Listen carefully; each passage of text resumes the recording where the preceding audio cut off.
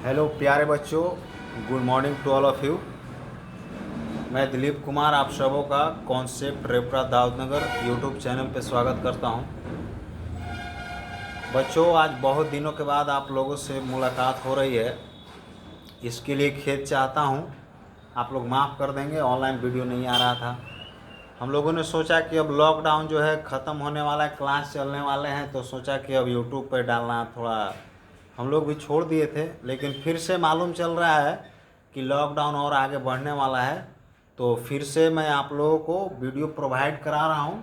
जैसा कि जनन चैप्टर में हम लोगों ने लेक्चर 8 तक देख लिया था और उसमें हम लोगों ने अंडाणु शुक्राणु के बारे में मैं आप लोगों को बता चुका था, और अंडाणु शुक्राणु में क्या डिफरेंस होता है ये भी हमने बताया था, और बोला था आप लोगों को कि नेक्स्ट जो वीडियो मैं लाऊंगा उसमें पुष्प में लैंगिक जनन कैसे होता है उसको समझाऊंगा। तो पुष्पों में लैंगिक जनन समझने से पहले बच्चों, आज हम पुष्प के बारे में जान लेते हैं कि पुष्प में क्या क्या होता है। सबसे पहले बात, जैसे नर और मादा जो हम लोग पढ़े थे ह्यूमन बींग, मानव जाति में, तो उसमें नर और मादा होता है जिसमें अंडाणु शुक्राणु बनते हैं, ये सब आप लोगों ने जान लिया। तो आज मैं बताऊंगा कि पुष्प का भी कुछ नर भाग होता है और कुछ मादा भाग होता है। तो नर भाग पुष्प का होता है, उसे क्या कहा जाता है, और जो मादा भाग होता है पुष्प का उसे क्या कहा जाता है, और भी पुष्प के कौन कौन से अंग होते हैं, इसके बारे में आज हम लोग लेक्चर नंबर 9 में पढ़ेंगे। यानी एक पुष्प को हम लोग काट करके उसके बाहरी आवरण को हटा करके और उसके बारे में अध्ययन करेंगे कि उसके अंदर में क्या क्या होता है। इसे कहा जाता है अनुदैर्घ्य काट। जैसा कि आप लोग बोर्ड पर देख रहे हैं कि ये पुष्प का मैंने फिगर बनाया है, और फिगर बनाने के बाद यहाँ पर मैंने लिखा है पुष्प का अनुदैर्घ्य काट। यानी पुष्प के बाहरी से जो होते हैं कवरिंग या लाल पीला हरा जो आप अट्रैक्शन देखते हो पुष्प का, उसको हटा दिया जाए तो उसके अंदर में ऐसी संरचनाएं निकल करके आपको नजर आएंगी। कुछ ऐसे पूरा ऊपर से ऐसे नीचे की ओर से लटका होता है, कुछ बगल बगल साइड में होते हैं। तो आखिर इनका क्या नाम होता है, नाम को जानना जरूरी है। और पहले जब हम इससे परिचित हो जाएंगे कि एक पुष्प क्या होता है, इसमें कौन कौन अंग होते हैं, किस अंग को क्या कहा जाता है, और कहाँ पर किस पदार्थ का निर्माण होता है, जब इतनी सारी जानकारियां हम लोग प्राप्त कर लेंगे पुष्प के बारे में, तब जाकर के जो नेक्स्ट मैं वीडियो लाऊंगा उसमें बताऊंगा कि पुष्प जनन कैसे करते हैं। यानी पुष्प में, यानी उच्च श्रेणी के जो पौधे होते हैं जिनमें फूल लगते हैं, फूल के बाद फल आता है, फल के बाद बीज आता है, जिस प्रकार मानव जाति में निषेचन हुआ था, उसके बाद अंडाणु शुक्राणु मिले थे, निषेचन हुआ और जाइगोट बना, उसके बाद फिर एक बच्चा का, एक टिश्यू का, मतलब एक शिशु का निर्माण हुआ। इसी प्रकार से पुष्प में भी होते हैं। जो उच्च पौधे श्रेणी के होते हैं ना, उच्च श्रेणी वाले पौधे, उनमें पुष्प होता है, और पुष्प ही यानी पौधों का जनन अंग होता है। तो यहाँ से एक क्वेश्चन याद रखेंगे कि पुष्प जो होता है पौधों का क्या होता है, जनन अंग होता है।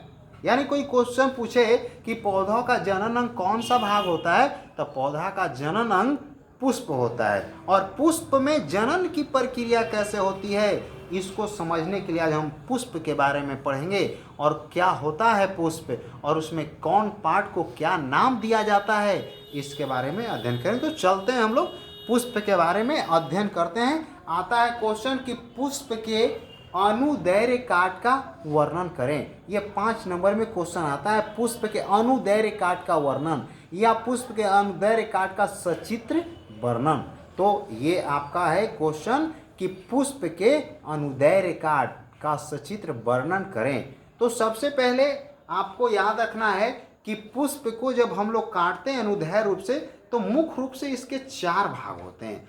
पुष्प के मुख्य रूप से 4 भाग होते हैं, जिसमें आपको बताया गया है, पहला आपका है बाह्य दल पुंज, फिर है पुमंग, और पुमंग दल पुंज, उसके बाद पुमंग, और एक है जायान।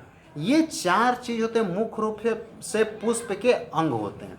जो बाह्य दल पुंज होता है, जैसा कि फिगर में आप देखेंगे, ये मैं एक पुष्प का फिगर आप लोगों के सामने प्रेस किया हूँ। ये भले ही देखने में आपको लाल पीला हरा नजर नहीं आ रहा है, लेकिन एक पुष्प का रेखा चित्र यदि तैयार करें कि आखिर इसमें किस प्रकार से होता है, तो हमने उसको फिगर आपको रखा है। तो जब आप पुष्प तोड़ेंगे तो ये मान लो कि ये पौधा से जिस भाग से पुष्प जुड़ा हुआ रहता है, वो जो भाग होता है नीचे वाला भाग, जिसे हम लोग वृंत कहते हैं। तो वृंत क्या होता है?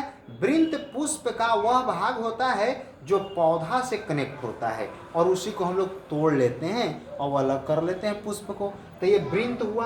अब जो बाहर में ऐसे पंखुड़ियां नीचे हरा हरा रंग का होता है, जैसे यहाँ पर ये आपको दिखा रहा हूँ, ये जो बना हुआ है, इसके बाद यहाँ पर ये जो बना हुआ है, ये पौधा का नीचे वाला भाग, ये आपका बाह्य दल पुंज है, यानी पुष्प का ये बाह्य दल पुंज जो इसे पुष्प को सुरक्षा भी प्रदान करता है। इसके बाद यदि चलें तो देखेंगे ये पुष्प के मैं चारों तरफ से इस तरह से एक मैं रेखा चित्र खींचा हूँ।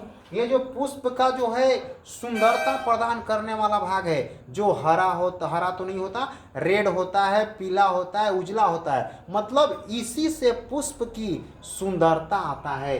तो ये आपका जो भाग मैं दिखाया हूँ, ये दल है, या इसी को पंखुड़ी कहा जाता है, जो बाहर से फूलों को क्या करता है? सुंदरता प्रदान करता है, उसे पंखुड़ी कहते हैं।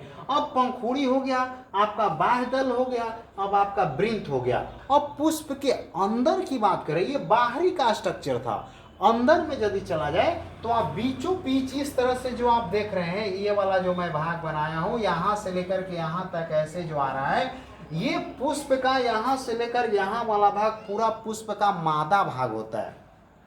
मादा भाग माने ये जो हो गया आपका मतलब स्त्री वाला पार्ट। तो मादा भाग के अंतर्गत क्या क्या आता है, अब हम लोग थोड़ा बात कर लेते हैं। यहाँ पर नाम है इसका वर्तिकाग्र। इसके बाद नीचे वाला जो ऐसे पंप लाइक स्ट्रक्चर आप देख रहे हैं, इसे वर्तिका कहा जाता है। और वर्तिका के बाद आपका बीजांड है, जहाँ बीज का निर्माण होता है, और ये अंडाशय है, जहाँ पर अंडे बनते हैं। तो ये मुख्य रूप से यहाँ पर बात कर लिया तो बीजांड, अंडाशय, वर्तिकाग्र और वर्तिका ये पुष्प का मादा भाग है। यानी पुष्प के मादा भाग के अंतर्गत वर्तिकाग्र, बीजांड और अंडाशय आते हैं। अंडाशय जो होता है बीजांड का ही एक पार्ट होता है। तो आप बुक में देखेंगे तो ये जो होता है मादा भाग, उसमें वर्तिकाग्र, वर्तिका और बीजांड ही दिया हुआ रहता है, लेकिन कभी कभी आप अंडाशय भी लिख देता है। तो इस तरह से चारों को हम लोग याद रखेंगे कि ये मादा भाग जो होता है पुष्प का, उसके अंतर्गत बीजांड, अंडाशय, वर्तिकाग्र और वर्तिका आता है। अब हम इसके बाद चलते हैं, यहाँ पर हमने लिखा है परागकोश, फिर लिखा है तंतु।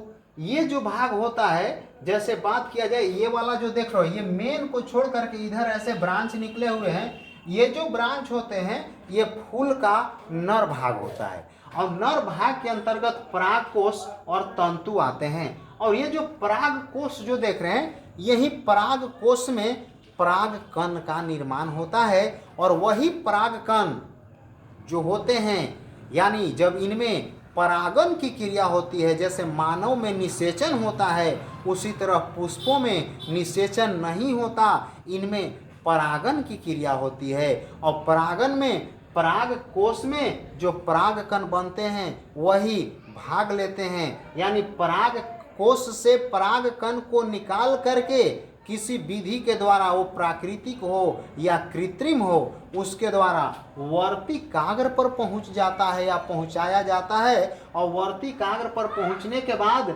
यानी परागकण का परागकोश से निकलकर वर्तिकाग्र पर पहुंचने की जो घटना होती है, उसे परागन कहा जाता है। और ये भी परागन दो तरह के होंगे, जो मैं अगले लेक्चर में लाऊंगा पुष्प में। तो ये जो है परागकण जब यहाँ पहुँच जाते हैं तो यहाँ परागन की क्रिया हो जाती है। और परागन होने के बाद इस तरह से जो परागकण होते हैं वो चले आते हैं यहाँ पर अंडाशय के पास, और अंडाशय के पास आकर के वो दोनों मिल जाते हैं, और मिल करके फिर बीजांड के अंदर बीज का निर्माण होने लगता है।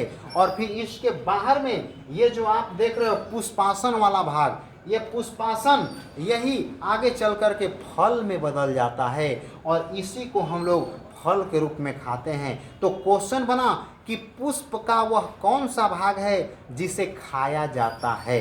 तो क्या खाया जाता है? पुष्पासन। या आप इसे अंडाशय या पूरे इस बीजांड, अंडाशय और पुष्पासन ये सब को मिला दें तो गर्भाशय भी कहा जा सकता है। इसीलिए पुष्प का गर्भाशय या उसी को हम लोग कहेंगे पुष्पासन। ये पुष्पासन वाला भाग ये जो होता है यही फल के रूप में कन्वर्ट होगा और इसी को हम लोग उसको फल के रूप में खाते हैं, जिस पे पुष्प आकर के यानी उसका आधारीय भाग होता है और ये डेवलप करके और फल में कन्वर्ट हो जाता है। तो बच्चों ये जो पुष्प का अनुदैर्घ्य काट है इसे हम लोग किस प्रकार से एग्जाम में डील करेंगे, तो सबसे पहली बात है कि आपको फिगर बनाने के लिए आना चाहिए। और ये जो मैं लेबलिंग किया हूँ, डेट मीन्स जो नामकरण किया हूँ, इन नामकरण को आपको याद करना होगा। यानी मुख्य रूप से यहाँ पर आपको क्या क्या याद रखना होगा। ये जो बाह्य दल पुंज होता है पुष्प का, जो आधारीय भाग से थोड़ा ऊपर होता है, ये हरे कलर का होता है, ग्रीन होता है, ये बाह्य दल पुंज। और उसके बाहर में जो पंखुड़ियाँ होती है जिससे पुष्प की सुंदरता बढ़ता है, जो पीले रंग का या लाल रंग का या फिर उजले रंग का, जो ये सब बहुत कलर के जो पुष्प के रंग होते हैं वो पंखुड़ी के कारण ही होता है। पंखुड़ियाँ जो होती है पुष्प को सुंदरता प्रदान करती है और उसी सुंदरता को देख करके जो कीड़े मकोड़े होते हैं वो पुष्प से अट्रैक्टेड हो जाते हैं